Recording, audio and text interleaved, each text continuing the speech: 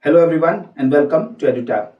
In this video, we are going to talk about the eligibility conditions, like what is the educational qualification or what are the age conditions for the Assistant Provident Fund Commissioner recruitment test examination, which is going to be conducted by UPSC anytime soon. As we all know that APFC is a very lucrative post in the EPFO organization, and the notification for this exam can be expected anytime soon. And there are rumors going on that the age conditions, the maximum age limit that was there in the previous notification, it can be changed in the upcoming notification. So we will be talking about that. But before that, before coming on to the main content of the video, I will again like to remind you about this amazing guidebook that we have prepared for all of the aspirants for APFC exam. This guidebook contains A to Z information about the APFC exam. So you need not go to the various online portals or various sources, YouTube channels, etc. to find out the answers to the basic queries for this exam. Like, what is EPFO? What is APFC? What is the kind of job an APFC officer does?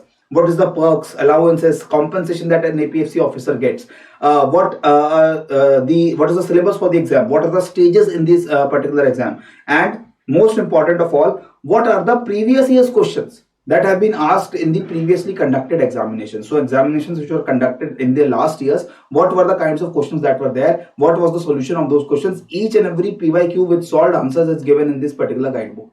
So all the information that you need, it will have definitive answer, reliable answers from very official sources in this guidebook. And most important of all, this guidebook is available absolutely free of cost. So you can go to the description box given below, and there you will find a link. Click on that link and you will be able to download this guidebook absolutely free of cost, and then you can find all your answers, all your queries answered in this particular guidebook. Okay, so pause this video, go now and download this guidebook. Okay, then come back and then we'll resume this video. So if we talk about the eligibility criteria for the APFC exam, all this information that I'm sharing with you is based upon the information that was there in the previously conducted examinations notification. This notification came out in 2015, and the exam was conducted according to the conditions laid out therein. Depending upon the conditions which were there in that notification, we can expect what can be the eligibility criteria for the upcoming notification. We do not expect any major changes. So first of all, if we talk about the citizenship, this is a very basic criteria that you have to be a citizen of India or a subject of Nepal or a Bhutan, or you can be a Tibetan refugee who came into India before 1st January of 1962, right? So very basic conditions. Then comes your educational qualification. So the essential qualification, the minimum qualification is a graduation degree from a recognized university, right? So a graduation degree from a recognized university or equivalent. So you have to be a graduate, okay, from any recognized university or equivalent, and that is basically an essential qualification for most of the examinations which are conducted by UPSC. Then comes the desirable qualification. This is basically a diploma in accounting law, labor laws, or public administration. So these qualifications or these certifications, they might make you a more suitable candidate for the kind of job APFC is. But is it necessary? No, it is not essential. It is only desirable. So in case you are tied with some other candidate, in case you are a large number of candidates that are able to qualify through the recruitment test, and they have to again shortlist some of them for the interview part, then these desirable qualifications, they come into play. But if you are scoring well enough in recruitment test, there is no worry. You can be called out for the interview, and if in the interview and the recruitment test you are able to prove your mettle without having any of the desirable qualification, then again you can be selected as an APFC officer. Now the most important question, that is the age limit. So if we talk about the age limit, in the previously conducted exam, the maximum age limit for general category, open category, was 35 years. Okay, and certain relaxations were given to different categories. For example, for SC and ST category students, 5 years relaxation was there. So up till 40 years they could have appeared for the exam. Next, OBC, 3 years. So for 38 years they could have appeared for the exam. 5 years for ex-servicemen and commissioned officers. So for ex-servicemen and commissioned officers, again you have a limit till 40 years. Next, additional years for central government and EPFO employees of 5 years. So if you are an open category aspirant who is a central government or EPFO employee, you will be getting 40 years. But if you are an SC or ST candidate and working in central government or EPFO employees, you will get 5 years plus 5 years. So 10 more years. 45 years is the limit for you, right? Then additional years for physically handicapped. 10 additional years for physically handicapped. And if you are a physically handicapped candidate belonging to SC/ST category, so 10 plus 5.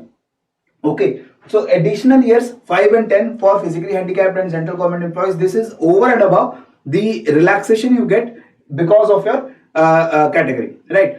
So this was the detail which was given in the last notification. Now some rumors, they basically say that the maximum age limit, it might get reduced to 32.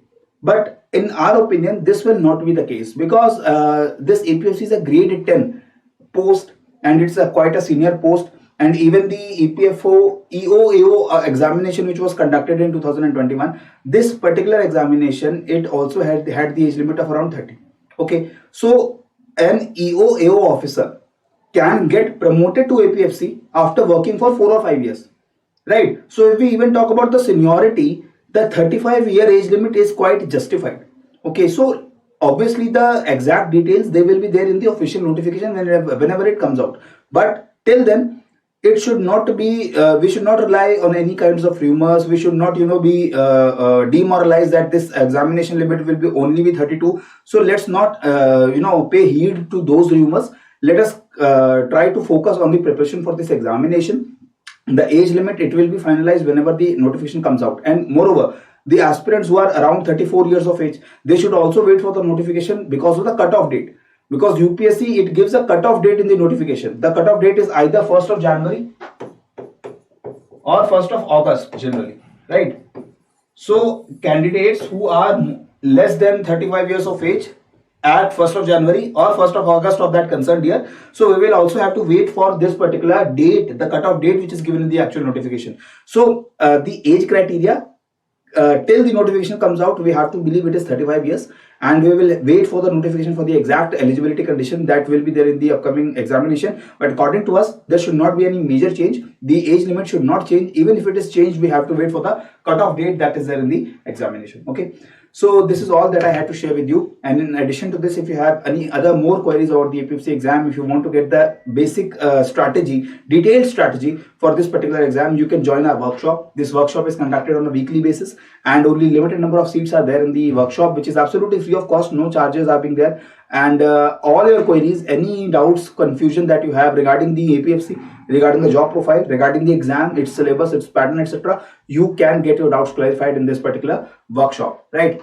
And if you are satisfied with all your queries answered in the workshop, you can go for any of the courses that we have. We have a master pack consisting of all the components for the APFC exam, then a test series plus and a test series course. In test series, you only get the test series part. For all the components, you get MCQ questions, and for test series plus, you also get the components for industrial relations and labor laws, accounts and auditing. So video lectures and handouts for these components which are not generally studied by a UPSC aspirant, we are providing the test series plus along with the test series. In the master pack, obviously the test series, all the components with their video lectures and handouts, they are there.